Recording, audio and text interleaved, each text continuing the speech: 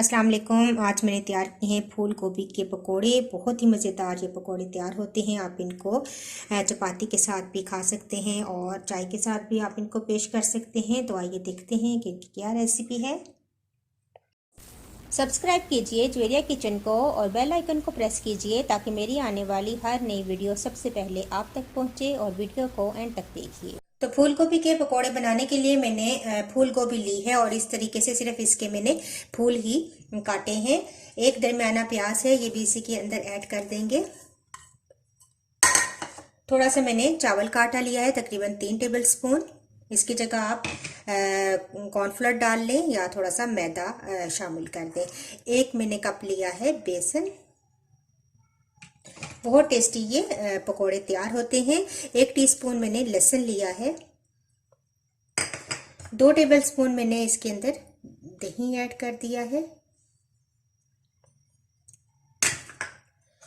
कुछ मसाले हैं, नमक है मैंने टीस्पून लिया है, 1 टीस्पून मैंने सफ़ेद ज़ीरा लिया है, हाफ टीस्पून हल्दी ली है, 1.5 टीस्पून मैंने लाल मिर्च का पाउडर लिया है, 1 टेबल स्पून मैंने लिया है धनिया और थोड़ी सी अजवाइन ली है, थोड़ा सा मैंने भुना और पिसा हुआ सफ़ेद ज़ीरा लिया है।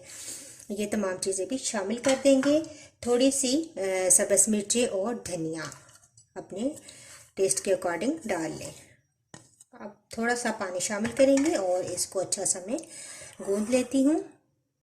तो देखिए मैंने तमाम चीज़ों को अच्छा सा मिक्स कर लिया है। पकौड़ों का बैटर जिस तरीके से तैयार करते हैं अब मैं तेल में फ्राई करूँगी इनको।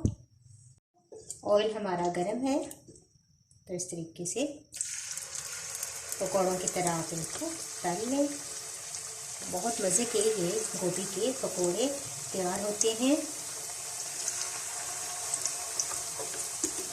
आप पुदीने की चटनी बनाएं साथ और इनको सर्व करें।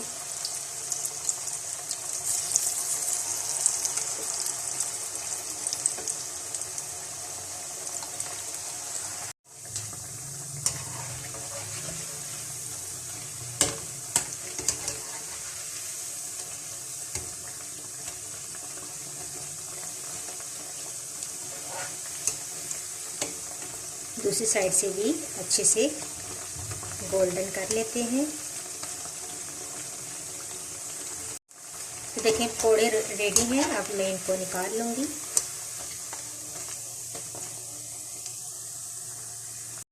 तो लीजिए बहुत ही ज़बरदस्त फूल गोभी के पकोड़े तैयार हैं। आप इनको चटनी के साथ सर्व कीजिए, पुदीने की चटनी के साथ या केचप के साथ आप इनको सर्व कर सकते हैं। चपाती के साथ भी खाए जा सकते हैं और चाय के साथ भी आप इनको सर्व कर सकते हैं।